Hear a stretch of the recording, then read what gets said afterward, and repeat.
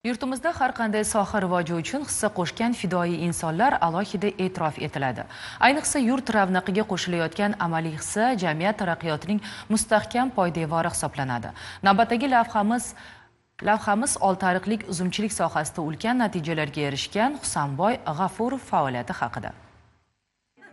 Oltiariq tumanida yashovchi Husanboy ota G'afurov yaqindagina mamlakatimiz prezident farmoni bilan fidokor xizmatlari uchun ordeni bilan taqdirlanibdi. Qarang, oddiy dehqon odamlarga men e'tibor beryapti prezident, qarang.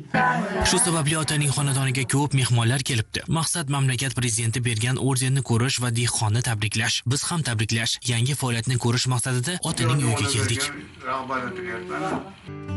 Ota yillar davomida yer bilan tillashgan. Oltiariq tumaniga yangi uzum navlarini olib kelgan. Qolaversa, uzumni oktyabr oyidan may oyiga qadar yangiligicha saqlash usullarini kashf qilgan insonlardan. Yuring deydi ota. Bizni yangi uzum saqlash xonasi tomon olib kirdi. Bu yerda yangi imkoniyatlarni ko'rsatdi. Uzum saqlayotgan xonalarimizni ko'rsataman. Bakalashka uslubini.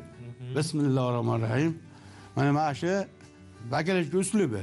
Ota hozir bu yerda 5 tonnadan ziyod uzum turlarini saqlayapti. 12 oktyabr kuni olib kirilgan uzumlar hali ham o'sha sifatda. Buni sababi xona harorati hozirda 8-10 darajani tashkil etmoqda. Tashqari havo o'zgargan sari, misol ta'siri bo'ladi-da, tashqari isib sovsa, pastlab ko'tarilaveradi gradusli. Uzumlar har kuni dehqon tomonidan nazorat qilinadi. Chiriga bo'lsa darhol olib tashlanadi. Suvsizlangan bo'lsa suv quyiladi. Shu sababli uzoq muddat saqlanadi. Iyun oyida pishadi o'zim. O'shanga turadi-da bizda.